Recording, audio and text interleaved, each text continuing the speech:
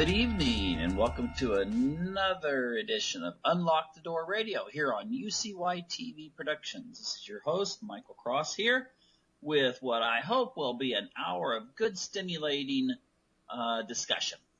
And before I begin, I always have to give that little plug for myself, and that's check out previous recordings, both discussion as well as guest recordings. You can do that checking my website at Michael Cross at YouTube. It's the one that'll have the Freedom from Conscience description. And also check out articles on my blog at michaelcross.net. Anyway, what I'd like to do this evening is discuss, well, politics. I know, you've been hearing a lot of it. But, I listened to the Republican national debate the other day, and I've heard excerpts from the Democrat one. And seriously, first of all, oh my gosh, what is with some of these candidates? I'm going to start with the Democrats because I'd like to really analyze the Republican debates and show that there is a incredible contrast between the candidates. A lot of times Americans go, oh, we don't have a choice. We don't have a choice. We don't have a choice. Well, right now you do have a choice.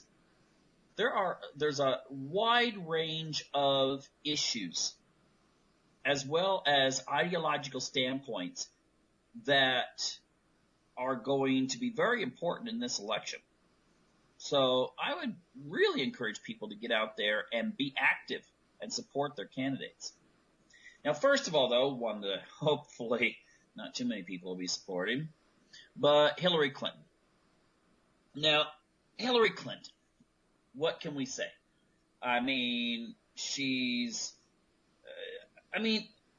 If you look, what I'd like people to do before I even get started on this is share 2 different videos with your friends, with your connections on Facebook. If you have a website, any place you can share these. Just go to Google and type in Hillary Clinton, Gaddafi killed. And you'll see a little excerpt of how she reacted at the news of Gaddafi's death. Well, I should say murder. And if you really have a strong stomach, you can actually look up his killing. And it's pretty brutal. And really, what did Gaddafi do?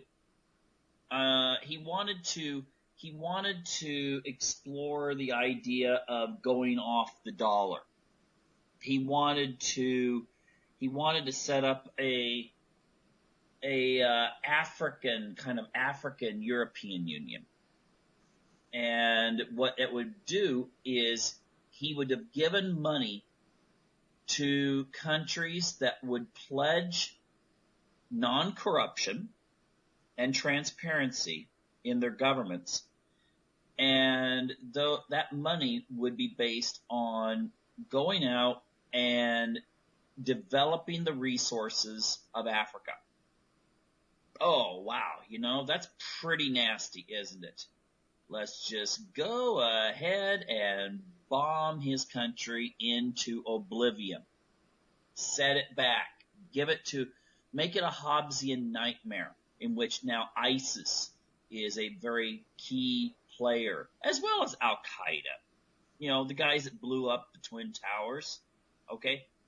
That's interesting that now our government seems to side with those guys. Well, anyway, I'll get into that in just a moment. Now, think about it. I've talked a lot about, the kind of behaviors that might be associated with psychopathy. But how can you laugh like that? As she does in that video. Remember, type in Hillary Clinton, Gaddafi killed. And see that clip. And see exactly, her reaction. I did not see this kind of reaction in all the history stuff that I've ever, viewed, and I've watched a lot of history documentaries.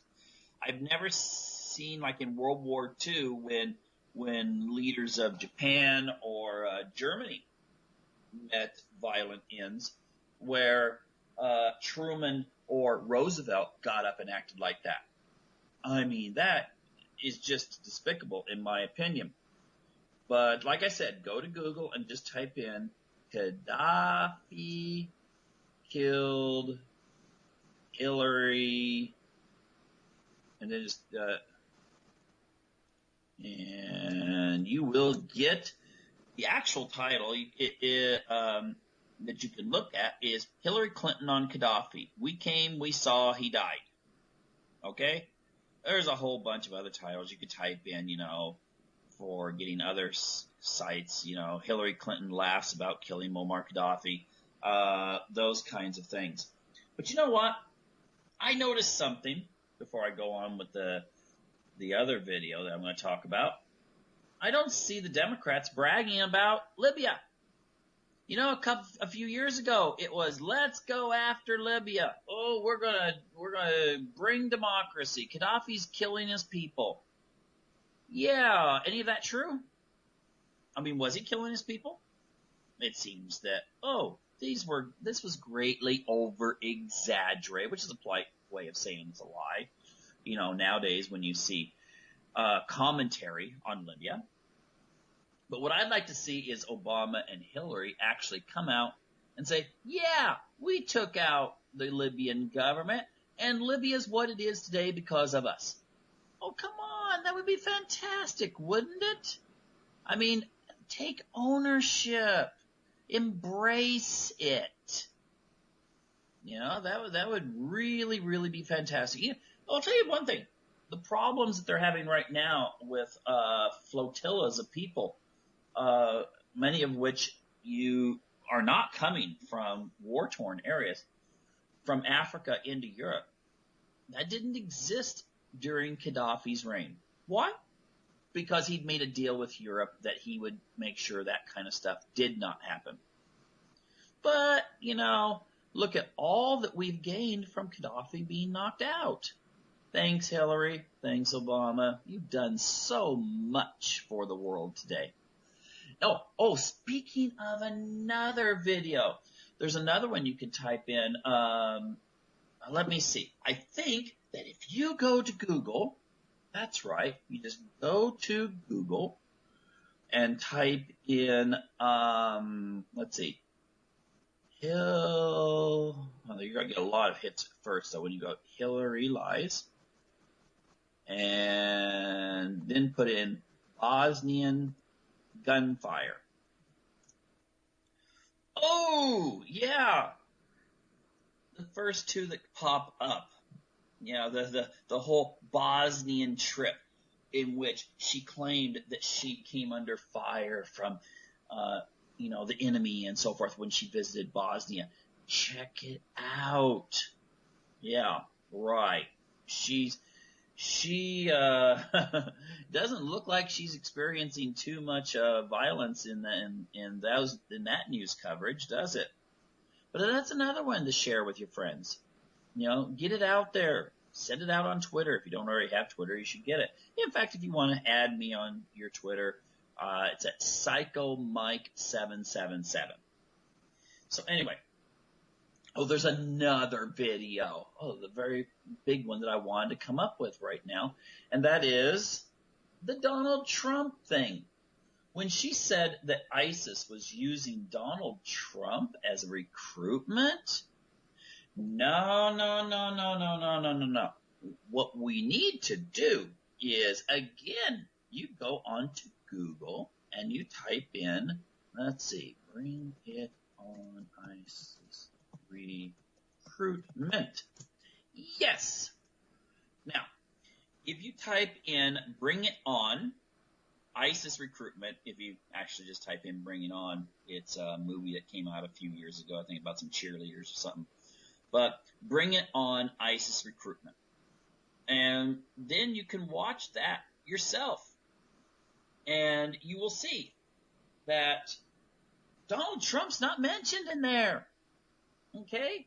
They mention a few other politicians, including there's one called the Fornicator. That's right, the fornicator. And that is Hillary Clinton's husband. Isn't that special? Bill Clinton actually made it onto an ISIS recruitment video that's been spread to millions and millions of people worldwide. Donald Trump's not in it. In fact, I don't think Donald Trump's in any of their recruitment videos. I mean, they might throw him in here in the near future just because of all the, statements from Hillary. But right now, Bill's in there, the fornicator.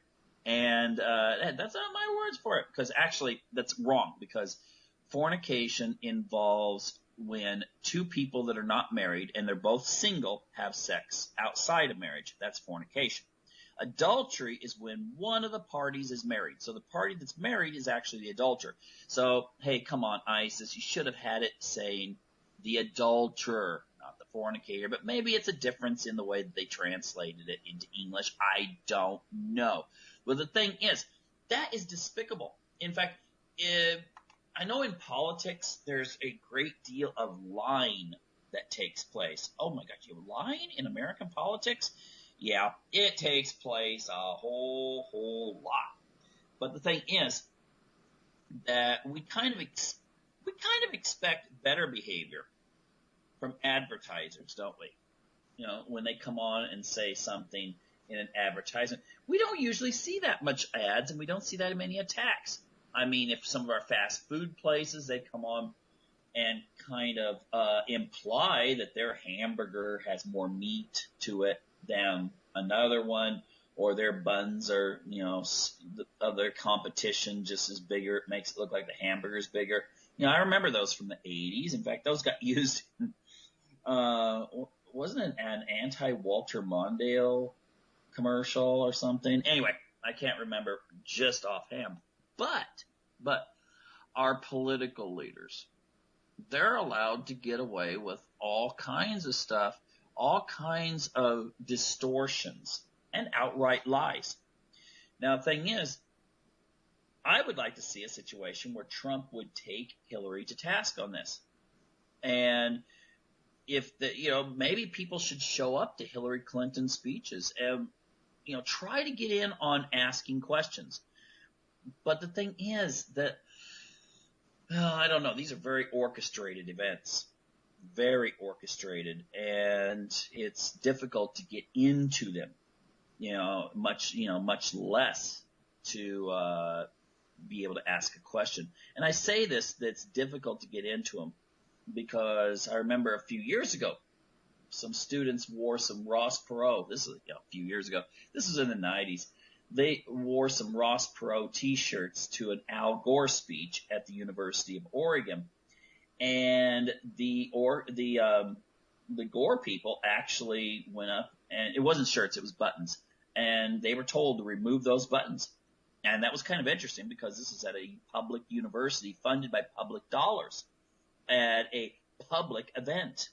So, I mean, if you're coming and giving some sort of symposium in which it's you get invited, that's one thing. But if you go to something where, politicians giving a rally, that's something totally different. And lately, it seems that, a lot of liberals are the ones who go after people who are showing some sort of public protest.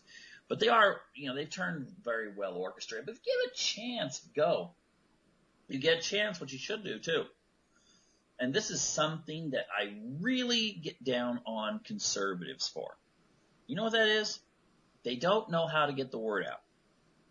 They have a really hard time on it. People from more the left perspective tend to be a little bit more into this. Maybe it's because of an arrogance. I don't know. Maybe people on the left have an arrogance that they are so well enlightened that they need to teach the public. Whereas conservatives tend to have more of a, this is how I feel, and they have this entrenched defensive mode about them. And when you have that, you're going to be a little bit less likely to go out there and try converting the masses. Whereas left-wingers, they feel like they have to educate, and a lot of them feel like if they educate the people enough, they'll get the people to come over to their side. So left-wingers are more likely to put up blogs. Left-wingers are more likely to take their video cameras to, a Trump rally or something like that and try catching Trump saying something dumb. And every politician does it. I mean, if you could resurrect George Washington and have him give a few speeches, he'd at some point say something stupid. Okay? Everyone says something stupid. Would you like it if a tabloid magazine was given access to your life and could write a story about it? No, you wouldn't. But the thing is, the public tends to just look at things, and it's not the big issues that really affects the public most of the time. It's small things. It's feelings. It's the kind of stuff they talk about at the water cooler. That proverbial statement. It's most people look at things that are small. It's like why Bill Clinton, put on duck hunter outfits back when he was running for re-election in 1996. He knew that would appeal to the Reagan Democrats, those people that worked in industry that tended to vote Democrat, in the past, but were starting to vote Republican. You could say the trade bills he signed into effect gutted that group pretty good, kind of taught them a lesson. But, if you look at any chart, that's another thing you type into Google. Factory jobs from 1990 to the present day. And you'll see that there was a huge free fall that took place during the second term of the Clinton administration. And it was his trade bills, both, with Mexico as well as Asia. Look it up if you don't believe me. And, if you've got union friends, I have a few people on Facebook that I've known for years, and just really getting down on Republicans and really saying we need to listen to what the unions say and stuff. And I posted something on one of their pages, and I just posted one of the graphs saying who was responsible for the loss of jobs. And what was interesting was at least they said, he responded, okay, I hate Hillary Clinton. Yeah, that's what he said. He was hoping that Bernie Sanders got the nomination instead of Hillary. The way the Democratic Party's set up, though, I don't think that's going to happen. I think that with the superdelegates and so forth, you'll see Hillary get in quite easily. But it has been proven, study after study after study on political behavior, that if someone votes for someone in the primaries, they will vote for them in the general election. It creates a kind of what they call cognitive dissonance when you vote for someone and then you vote no on them, against them in the general election. So it's actually an advantage. The more people that vote for Bernie Sanders, even though I don't think he's going to win, the more people that vote for Bernie Sanders who are Democrats in the Democratic primaries, the better chance you have of those people not voting for Hillary Clinton in the general election. Of course, the Democrats try scaring people and all this kind of stuff. But still, it does help. So encourage these people a little bit. Throw a few things out about Hillary. Even if these people are liberal. I don't see a lot of people defending Hillary Clinton. I've got people, all sorts of people in my social media. And some of them are very liberal. Okay? In fact, I thought it was very interesting. On Facebook, I have a lot of people who are like, I don't know, they're like pagans and Wiccans and stuff. And there was an article that I saw that was how to find out if your friends on Facebook are voting for Donald Trump. I don't know how it works. You just click it on and voila. Everyone that's hit like on Donald Trump, their names show up. And I was really surprised by how many people that you would normally think of as Republican constituents are voting, that have expressed favoritism to Donald Trump. So, maybe use it to your advantage if you want to kind of create a network of friends on your Facebook, and you like Donald Trump, then go ahead and use that to create a network versus one in which that some liberals have been encouraging people to dump people who disagree with them. That actually, I got to say this before I go on here. That is so very interesting. How I don't think I've ever in my life seen someone post anything in any kind of article or on Facebook or in any kind of social media saying, look for your friends who vote Democrat or vote liberal and defriend them or get rid of them. I've never seen conservatives do that. And I think it's telling when liberals will come along and say that, hey, maybe you ought to get rid of your friends that you don't really know. They're closet conservatives or they're closet Donald Trump supporters.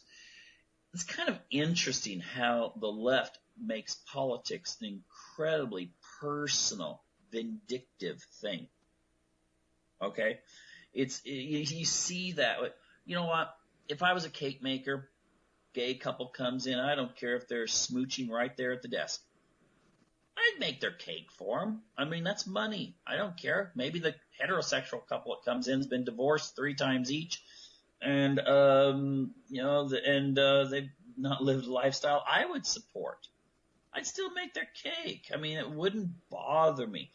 But it really does bother me when I see liberal people say, ha ha, look how much they got fined, or oh, I hope they get in all kinds of trouble. I hope they lose their home. I hope their family breaks apart and stuff like that. And, that's really horrible. I've never seen a situation where someone comes out and admits they're homosexual, and all of a sudden everyone's like, oh, I will burn all of their all my music CDs that has that artist, or I will do this, or I will do that. I will get revenge. I have not seen that. Okay. It may exist with someone's really super liberal and they're just out there like, I'm going to leave the United States if Donald Trump or Ted Cruz gets elected. They won't do that because they said that a lot of them said that when George Bush, got elected, and they stayed. They don't keep their promises. But anyway, the thing is, you get the whole,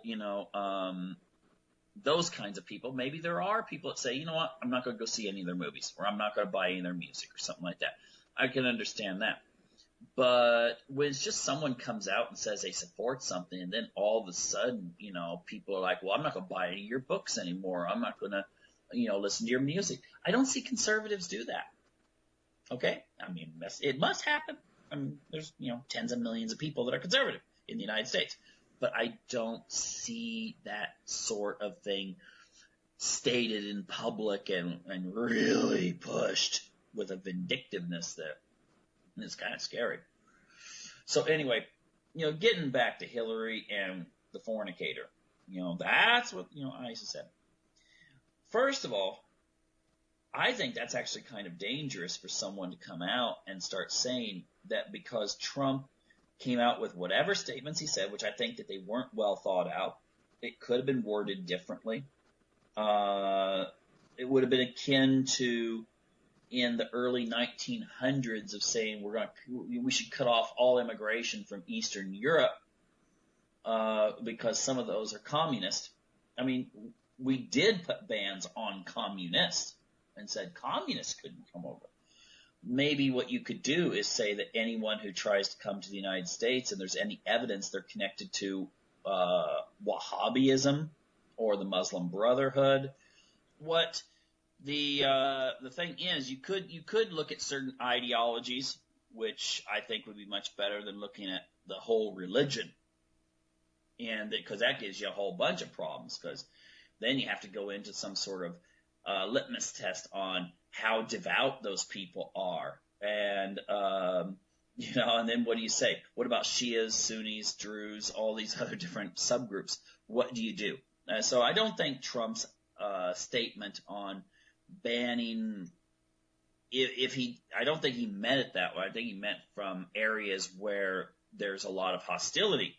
I think he meant that, but still, no matter, even if he said the whole thing, and said that, by Hillary Clinton getting on there and then emphasizing it and making a huge deal about it, does that not mean that then that can be used as propaganda? Maybe you see in ISIS films in the future, you might see a clip of Hillary saying something like that. And that from that debate, and then clipped and put into there. I don't know what they intend on doing, but why fan the flames in that respect? Okay, again, there's plenty of stuff people can say about each other and be totally honest about it, but then to come out and imply that Trump's statements are in some way being used by ISIS for recruiting when their own husband's face is in the ISIS video as part of the recruitment. I will note, too, no matter how you feel about gay rights, in that same few seconds that Bill shows up, just afterwards, they talk about gay rights as being something that is a reason that true believers should rise up against the West. And so, again, take a look at what is actually out there. And, I think you'll see something totally different than what's being claimed in the Democratic debates. So anyway, now let's go on to the Republican debates. Yay, I saw some foolishness there too. But one thing I'm going to say right off before going into anything else, is poor Jeb Bush just walked right into it. First of all, we don't have Lindsey Graham. He's decided to leave and take his 0% of the vote, and let them be free to vote for whoever they want. Wasn't he at 0%? Or I heard someone say 0.5. And that's of the Republican vote. And there's some others that look like they're going to leave. And I think personally, people should maybe encourage, if they can, send Jeb something on social media or in his regular mail, email to whatever organizations like his election campaign. Just send a nice, hey, Jeb, you've done a lot of good things, in your life for the Republican Party, yes, but this isn't your calling. Okay, it's probably a good idea just to say bye-bye and leave the race, so there's less fighting going on within the Republican Party. Remember what I said about the cognitive dissonance. If someone votes for someone besides the person that gets the nomination, they're less likely to vote for the eventual candidate. So, Jeb, please, it's time.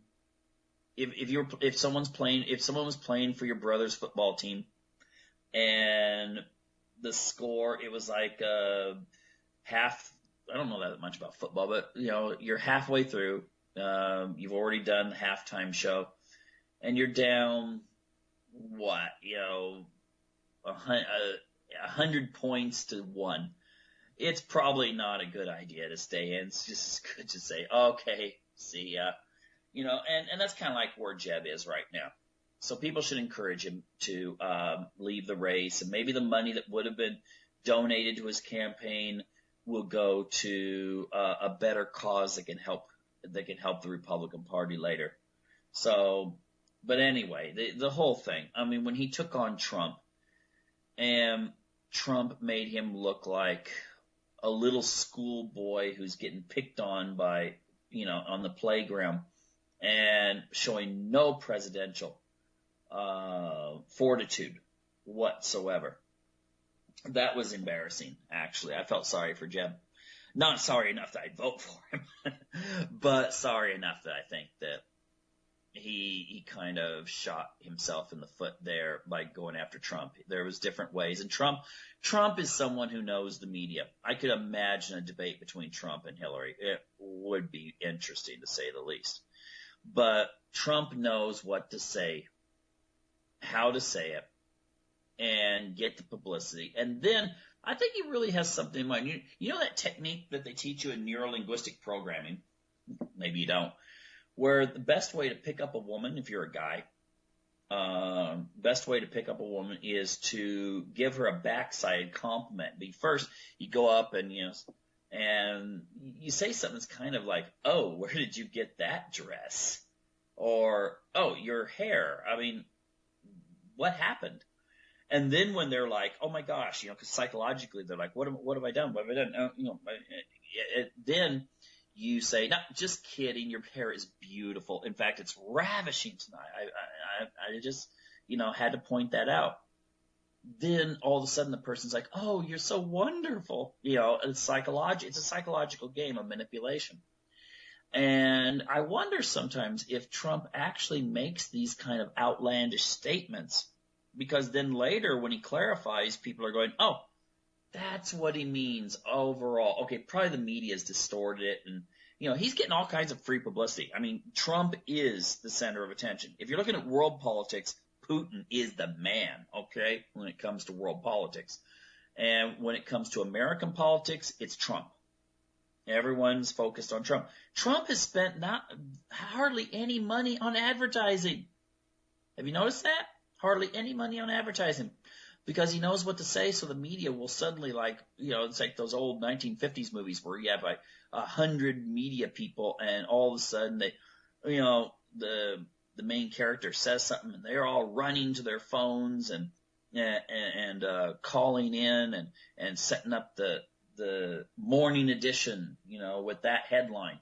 And Trump is the headline. And so I think he knows how to play it, and I think that's what he's doing.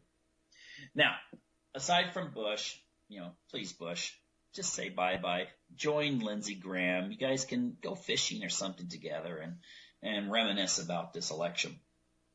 But anyway, we go into what something I thought was very interesting. I was watching the Republican debate with a group of people. Most of them are actually quite liberal. And I would say actually left. And when some of the Republicans, not all of them, started going off about Iran and its influence in the Middle East, they were all like, "What the heck are they talking about?" Because they're also well versed in what's going on in the Middle East. And the thing is, there were some of the candidates that made it sound like Iran was on the march to take over the world. Okay? Iran's out there to cause trouble. And if you look at the reality of the situation, who is fighting ISIS? Iran. Who was fighting the Taliban when Afghanistan was almost totally taken over by them? It was Iran. Iran was giving help to the Northern Alliance. Hardly ever mentioned, is it?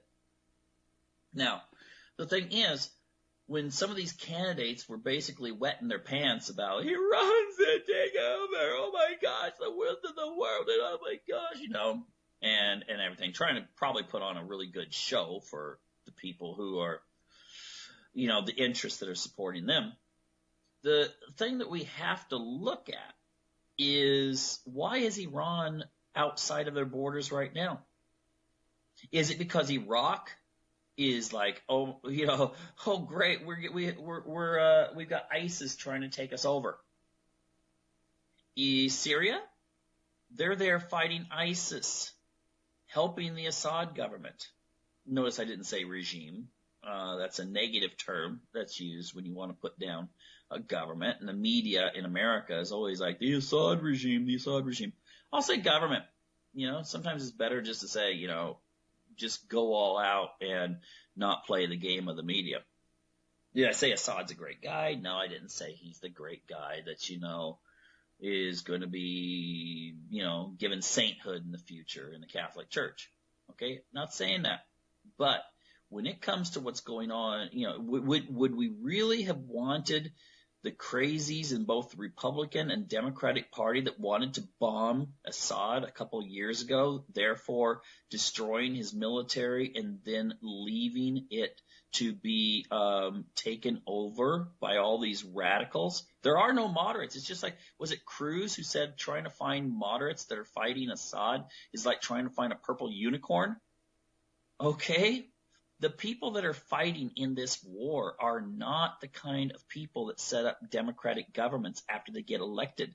What they would set up in Syria is going to look way, way, way, way, way more totalitarian than what Assad's government is right now. Okay?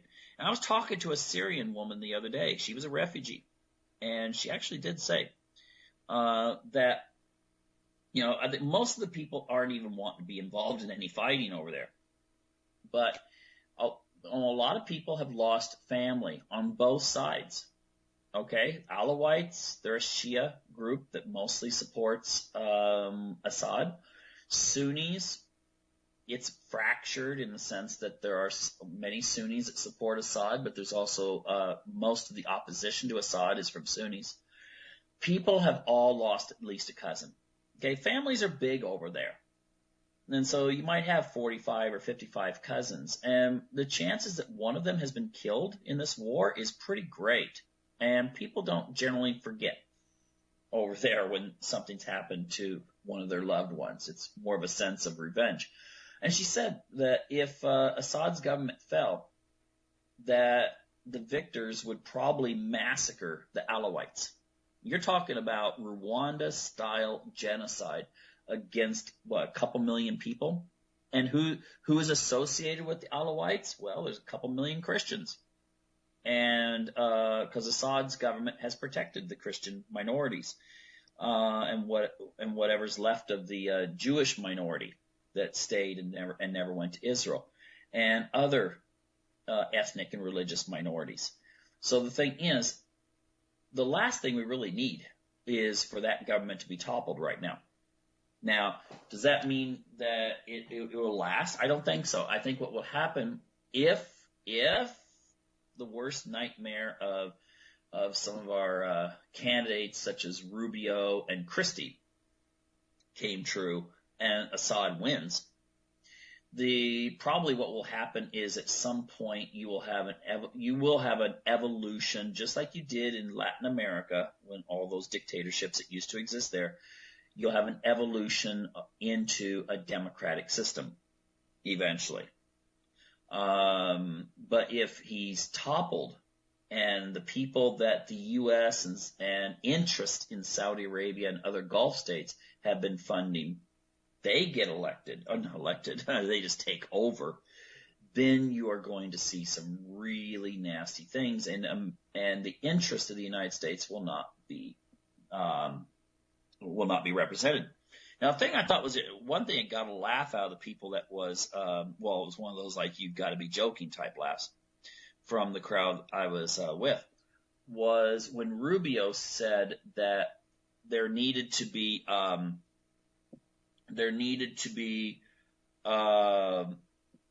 did he say that anyway? When Rubio made the comment that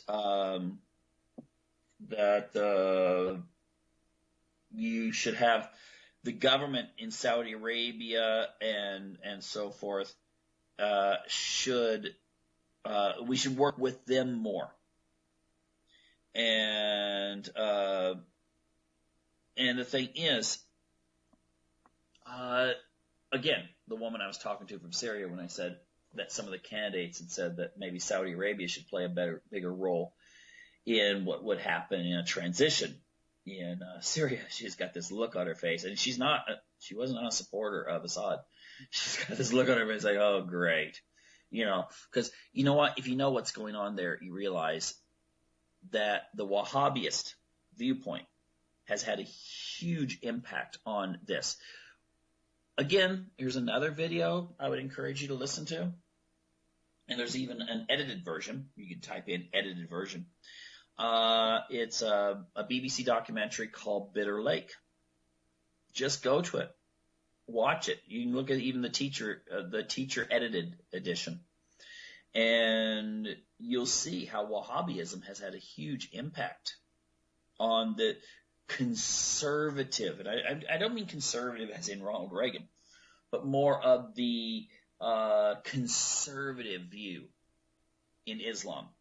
A lot of people that maybe they came from families which in the 60s and 70s wore clothes that were Western and didn't wear headscarves and were very, very modern.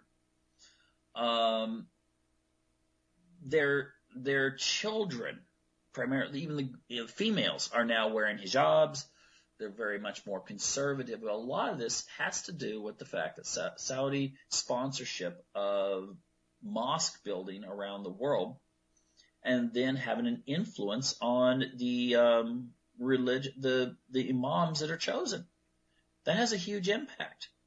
Imagine if your church, imagine if Donald Trump, this is something for, maybe there's someone that likes Jeb Bush out there listening, but imagine if Donald Trump started becoming the sponsor of some American religious group, and he'd build a nice church, in some area, and then he would be the one who would choose the pastor that would go in and be given the sermons on Sunday.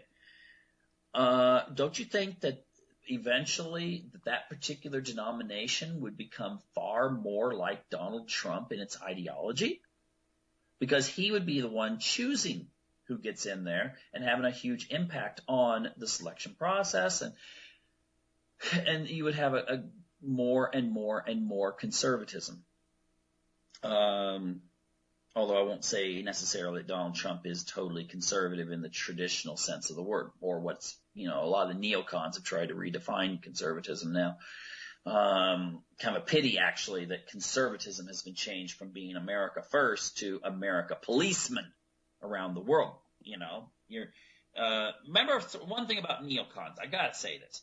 Neocons have the attitude that we should have patriotism when it comes to your sons and daughters going and fighting in wars to preserve business interest.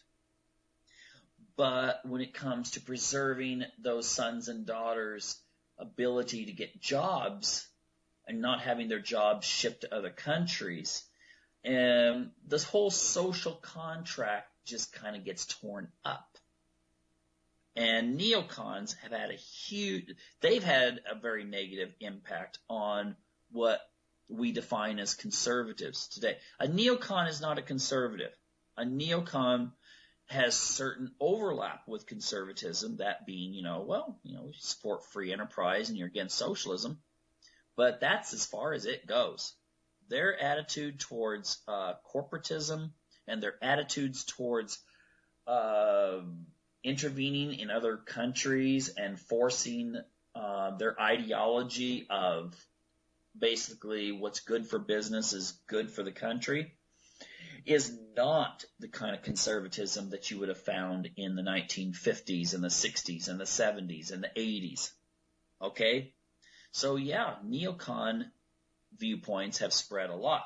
And I would actually say polluted and poisoned much of the Republican Party, although the Democrats are not immune to it, believe me. Those guys, look at what's happened, with intervening in Yemen and intervening in Somalia and intervening in Libya and intervening in Syria and wanting to intervene in Russia. The Democrats are no better. But the thing is, this idea, like what Christie said, come on.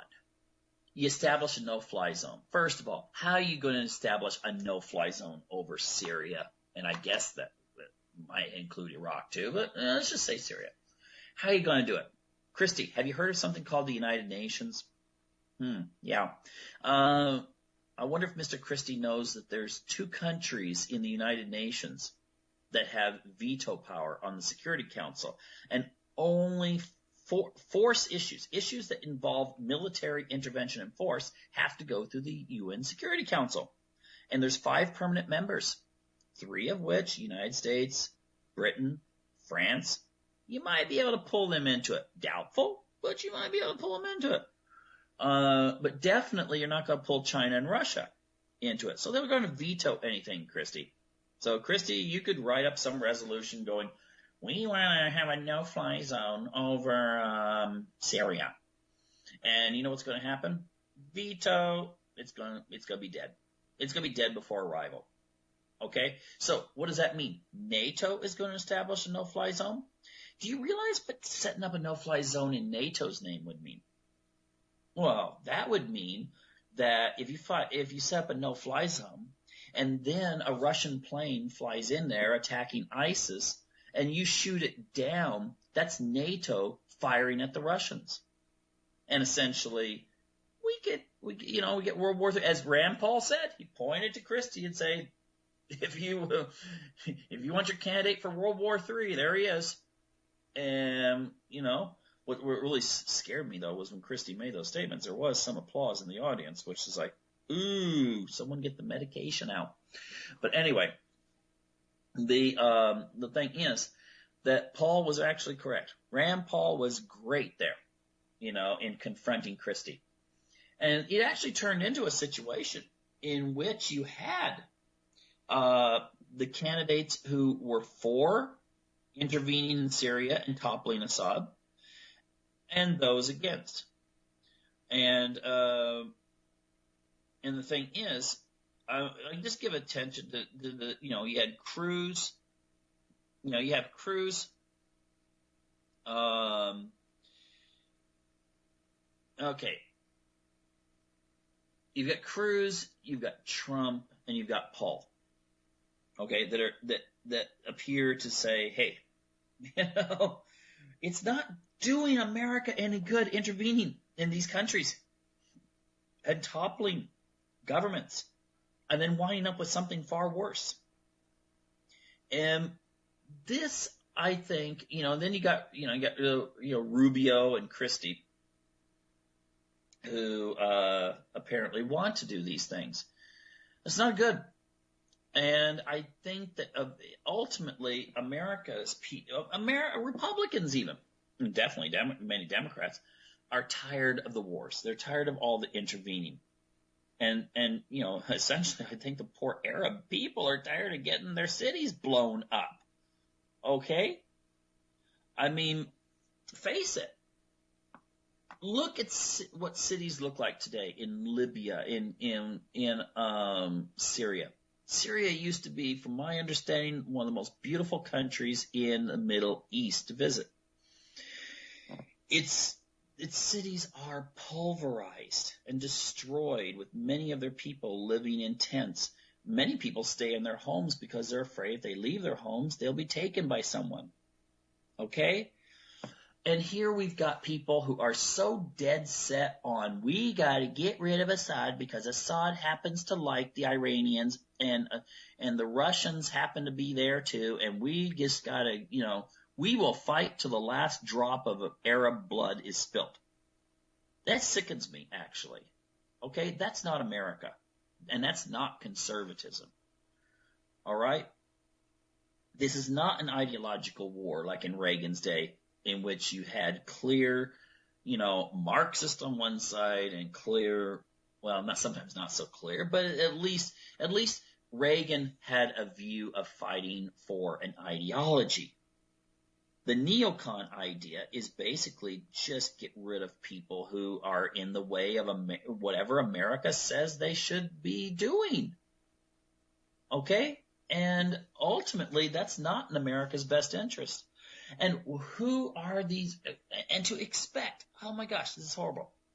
To expect that the only thing of value from young Americans is their blood, that, if there's a war, we'll bring them in. And you notice now, they're starting the process. Now, I wonder about it. I don't have any proof of this.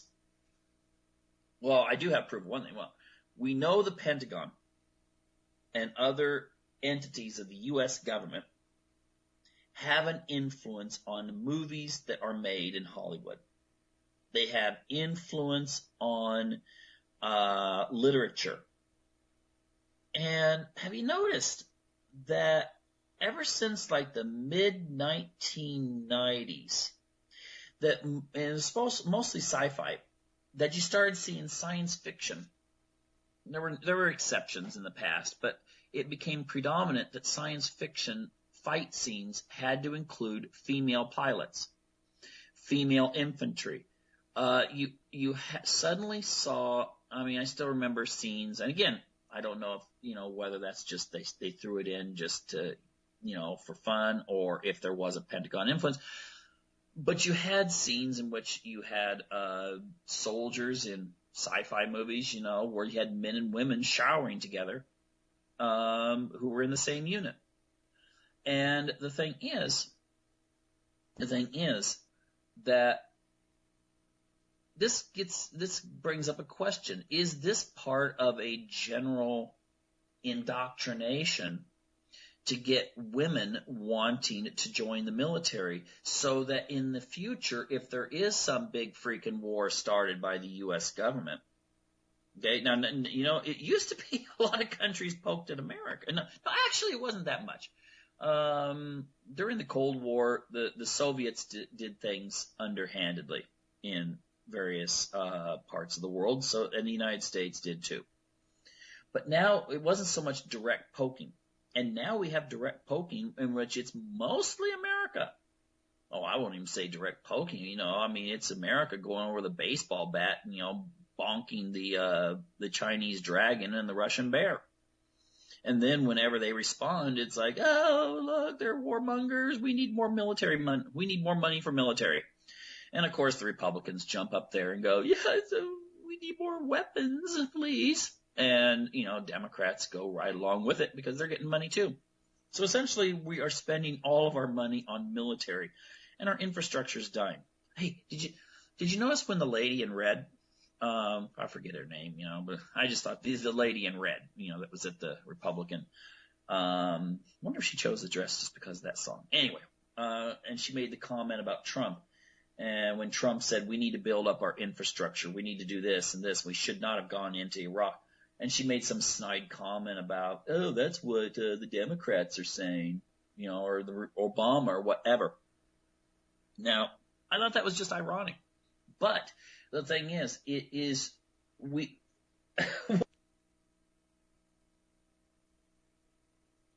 anyway, why is there this huge, disconnect with reality? Just because the Democrats happen to support building the infrastructure does not mean Republicans have to be against it. And just because, that is ridiculous. And still, though, I think the whole war issue is something that really people should pay more attention to, though, right now, because that threatens us.